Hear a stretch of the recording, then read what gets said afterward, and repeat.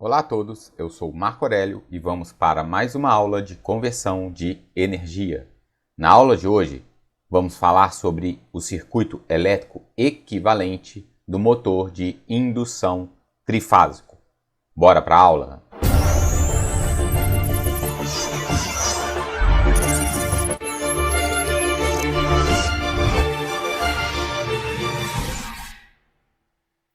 Para a compreensão dessa aula, é importante revermos a aula anterior, onde é explicado os princípios de funcionamento do motor de indução. Vamos partir da projeção frontal da máquina.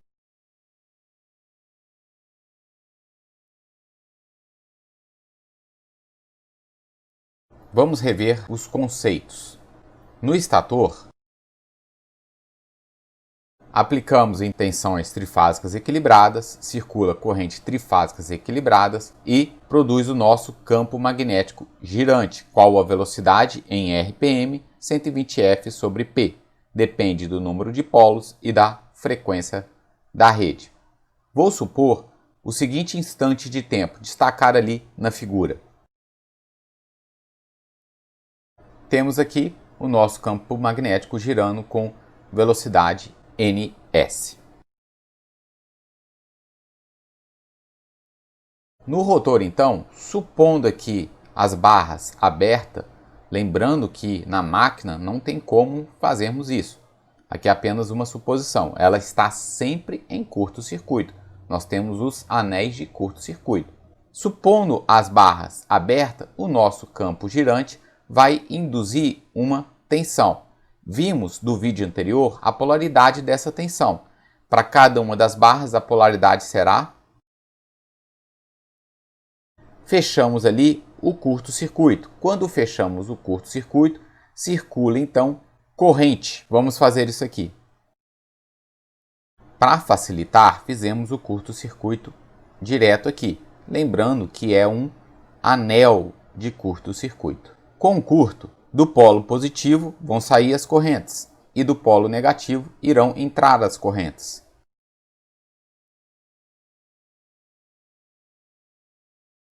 E essa corrente vai induzir uma força no seguinte sentido.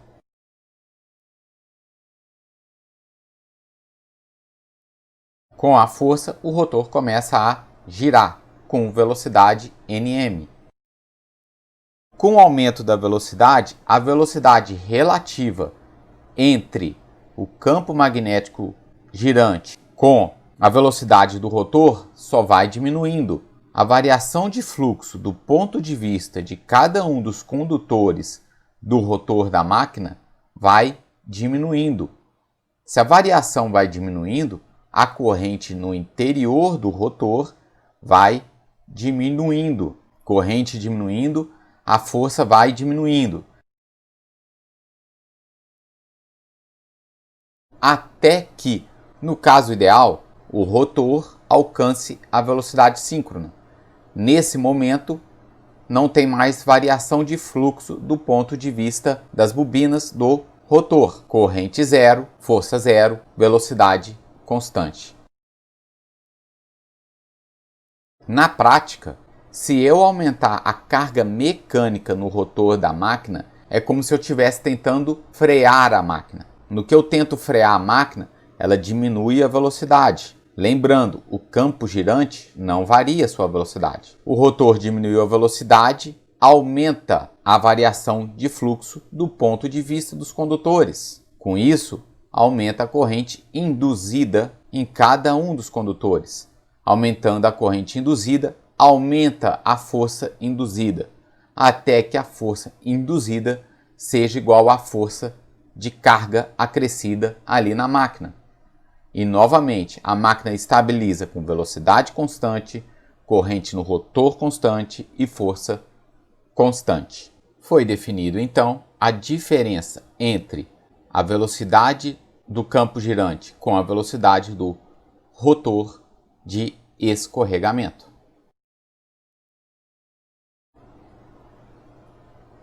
E ainda, adiantamos na aula anterior o circuito elétrico equivalente da máquina. Porque o que temos?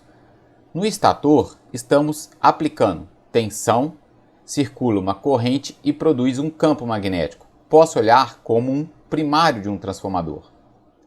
No rotor, o que ocorre? É induzida uma tensão e circula uma corrente, no caso aqui do curto-circuito. Então, o circuito elétrico equivalente dessa máquina é o mesmo do transformador e definimos da seguinte forma.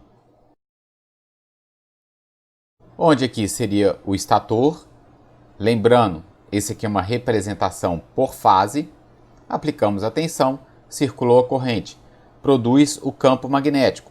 Temos ali uma relação de espiras entre as bobinas do estator com o rotor.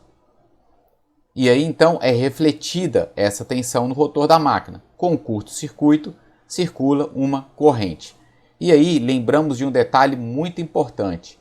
No rotor da máquina, a frequência elétrica é diferente da frequência elétrica do estator da máquina. Por quê? O rotor gira quase próximo à velocidade do campo girante. Então, a variação de fluxo nos condutores do rotor é pequena, porque a velocidade relativa entre o campo girante e o rotor é baixa. Então, a frequência elétrica do rotor é diferente do estator e podemos colocá-la em função do escorregamento. Veja, quando a máquina está na partida, o rotor travado, Nm é igual a zero. O meu S vale 1. Com S valendo 1, se eu substituir aqui, a frequência elétrica do rotor é igual à frequência elétrica do estator. Exatamente isso que acontece. Com o rotor travado, ele está basicamente funcionando como um transformador, com um secundário em curto. Supondo um caso ideal, por exemplo, em que o Nm alcance o Ns, o meu escorregamento seria zero. Escorregamento zero, qual a frequência elétrica do rotor? Zero vezes a frequência do estator, daria zero.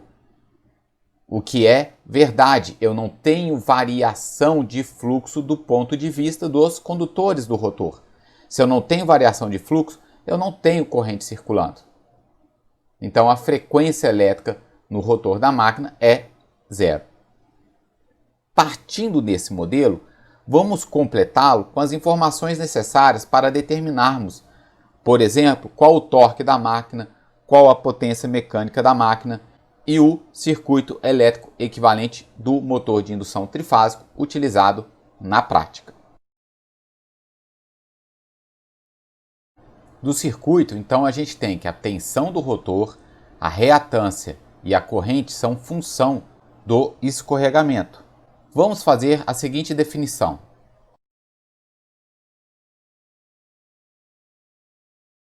ER0, XR0 e RR0 são variáveis de rotor bloqueado. Quando o rotor está bloqueado, a frequência elétrica do rotor é igual à frequência elétrica do estator. Podemos escrever então a tensão, a reatância e a resistência. Observe que a resistência ela não vai variar com a frequência. Na partida, vou dar o exemplo aqui da reatância. Com o rotor travado, o S é igual a 1. Então, a reatância do rotor é a reatância a 60 Hz. Se a máquina alcança a velocidade síncrona, o S é igual a zero. Como a reatância varia com a frequência, vou multiplicar zero pela minha reatância de rotor bloqueado, vou obter zero. Na velocidade síncrona, a reatância do rotor é zero. E isso aqui vale também para tensão. Vou colocar a corrente em função destes dados.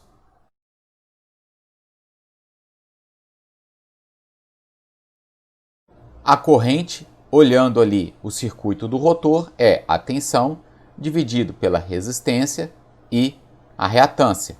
Colocando cada um destes valores em função dos valores definidos aqui de rotor bloqueado, chegamos a esta equação.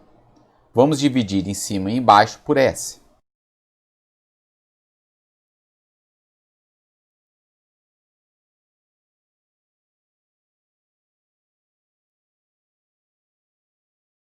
Veja como fica o circuito elétrico equivalente.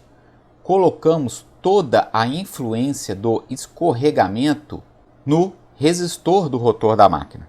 Então tiramos a interferência da frequência nestas variáveis.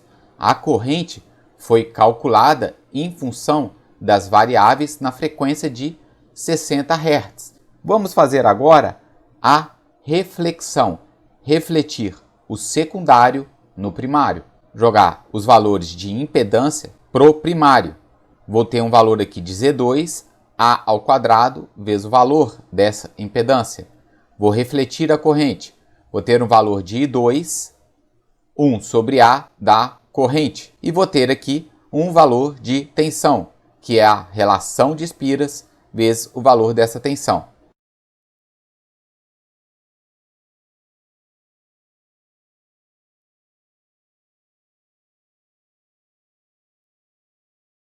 Chegamos nesse circuito e definimos então.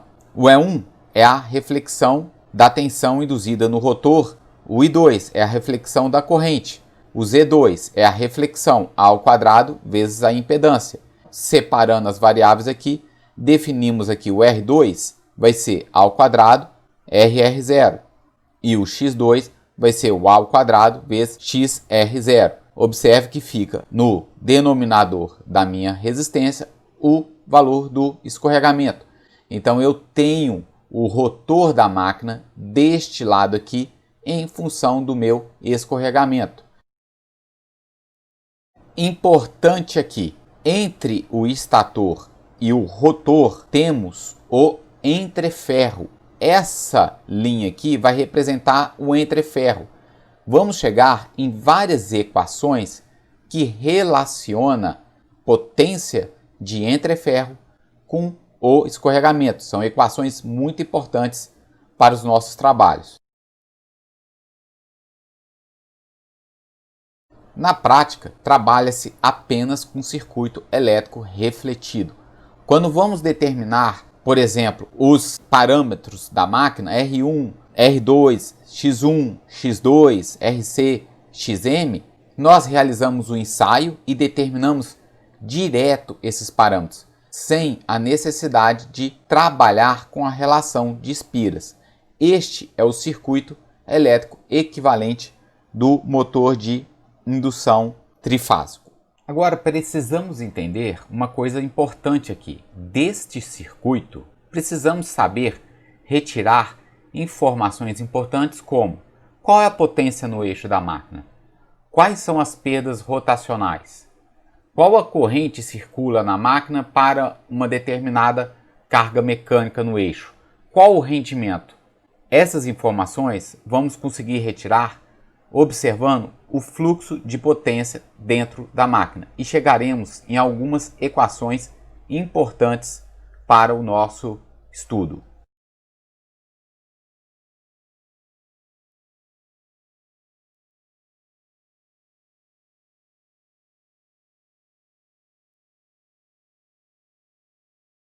Como é o funcionamento da nossa máquina? A gente vai entrar aqui pelo estator da máquina com tensões trifásicas equilibradas, circula a corrente, produz o campo magnético girante. Esse campo girante faz com que o nosso rotor gire com velocidade Nm. Qual a potência no eixo da máquina? É o torque no eixo vezes a velocidade. Lembrando aqui que a velocidade tem que ser em radiano por segundo. Vamos recorrer ao circuito elétrico equivalente.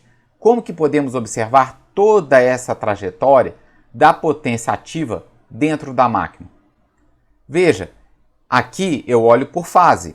Então eu entro com uma potência ativa. Se eu quiser o trifásico, tenho que multiplicar por 3. 3 vezes V1 e 1 cosseno do ângulo entre os dois. Essa é a potência ativa de entrada. Depois, eu vou ter as perdas no cobre do estator da máquina. Eu retiro essas perdas.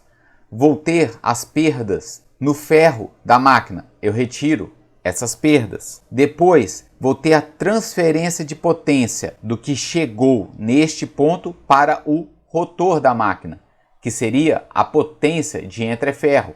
Teremos as perdas na resistência do rotor da máquina. Só depois, então, vamos ter a potência de saída da máquina, a potência que vai ser convertida em potência mecânica. Vamos analisar com calma no gráfico a seguir.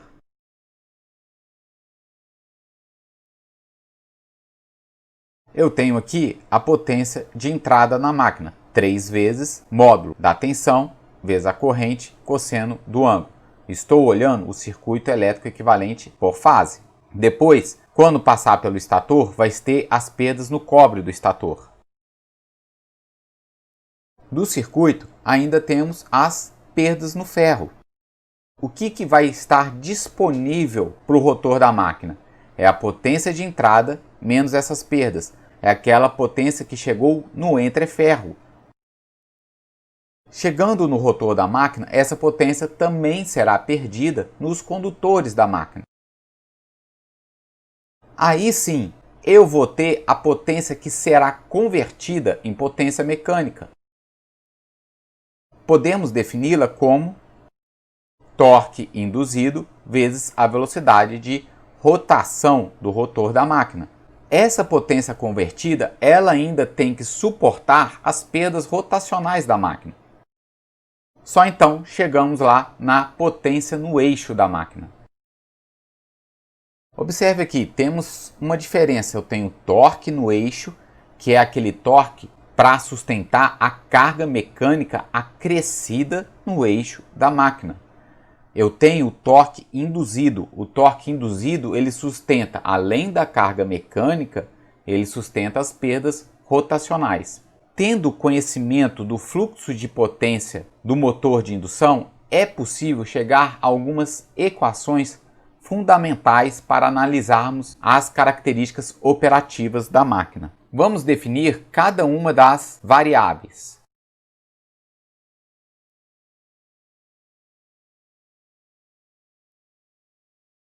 A perda no cobre do estator, ela vai ser a perda direto ali em R1. No primário da minha máquina. 3, porque é trifásico, então ali é o monofásico equivalente. A perda no ferro, ela vai ser a tensão em cima da minha resistência multiplicada por 3. Qual vai ser a potência de entreferro entregue no rotor da máquina? É a potência entrada, P trifásico, menos essas perdas. Normalmente, essas perdas no ferro para a máquina de indução, elas são muito pequenas. Primeiro porque no rotor ele gira próximo à velocidade síncrona. As perdas no ferro estão relacionadas com correntes parasitas em função da variação do fluxo. Do ponto de vista do rotor, a variação do fluxo é muito pequena. Então as perdas no ferro do rotor podemos desprezar. Então ficamos apenas com as perdas do estator da máquina, que normalmente são pequenas. Esse valor aqui, na maioria dos casos, é aproximadamente zero. Então, o RC é muito grande. Ali, no lugar do RC, é um circuito aberto do RC e não do XM.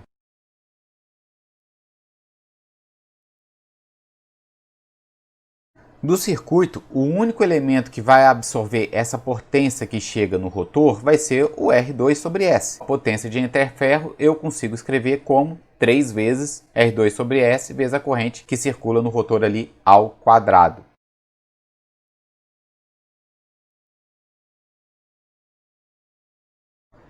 Veja que a potência de entreferro engloba as perdas nos condutores do rotor, perdas rotacionais e a potência no eixo, a carga mecânica no eixo da máquina.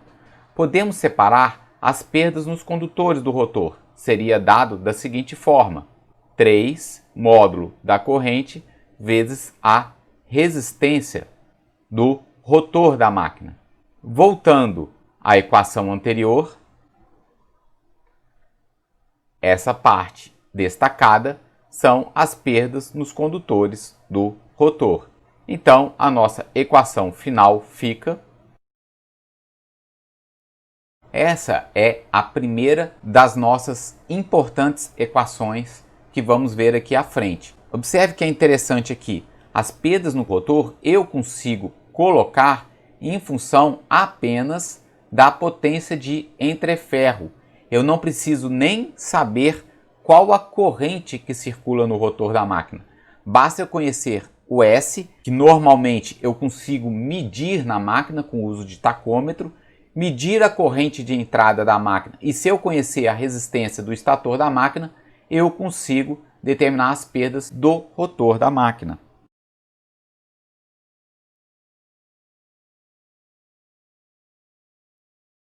Mais uma equação muito importante para nós: potência convertida. A potência convertida é aquela que vai ser transformada em mecânica. Sustenta as perdas rotacionais, mais, caso tiver, a carga mecânica no eixo da máquina.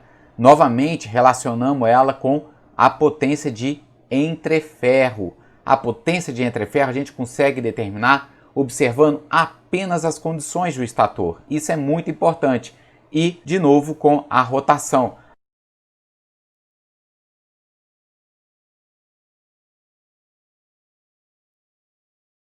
Chegamos em mais uma equação importante para nós. Torque induzido é a potência convertida sobre a velocidade, em radianos por segundo.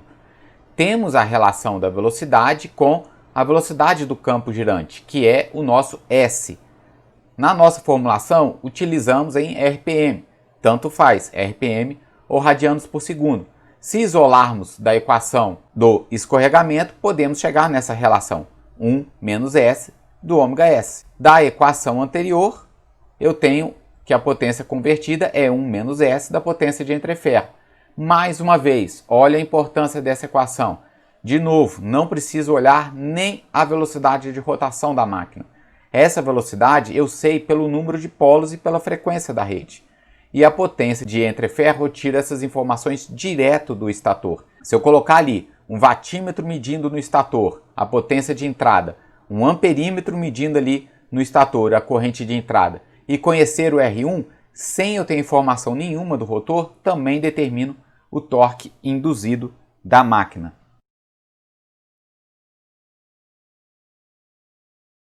Então, a potência no eixo vai ser a potência convertida menos as perdas rotacionais. Essas perdas rotacionais, elas são determinadas por ensaio. Aqui a nossa rotação do rotor em radianos por segundo. Para terminar, gostaria de acrescentar uma observação aqui. Do nosso circuito elétrico equivalente da máquina, temos aqui o estator, o rotor, representamos aqui o RC. Esse aqui é o nosso XM. O RC, normalmente, ele tende a infinito. Aqui temos um circuito aberto. Temos aqui a nossa reatância de magnetização. Quando estudamos transformador, essa reatância de magnetização do transformador ela é muito elevada, porque o núcleo do transformador é um núcleo sólido. A relutância do transformador ela é muito baixa. Porém, no motor de indução, eu tenho o entreferro. Quando eu tenho o entreferro, eu tenho ali a relutância do ar. A relutância do ar ela é muito alta. Então, a nossa indutância de magnetização ela acaba ficando bem mais baixa. Com isso, tem uma interferência prática muito importante. A corrente em vazio da nossa máquina de indução ela não é próxima de zero. Podemos observar isso pelo circuito elétrico equivalente aqui da máquina. Veja, em vazio, S é aproximadamente zero. Então, o rotor vai ser um circuito aberto e 2 é aproximadamente zero. Toda a corrente vai estar no estator. Como o nosso XM não é um valor elevado, quando eu aplico ali tensão nominal, essa corrente não será baixa, será uma corrente considerável, em torno aí de 30 a 40% do valor nominal da máquina.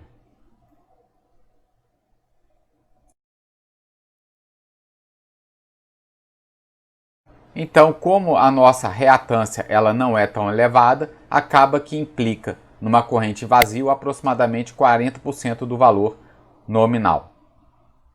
Com este nosso circuito elétrico equivalente, podemos agora desenvolver e resolver vários exercícios relacionados com máquinas de indução trifásica.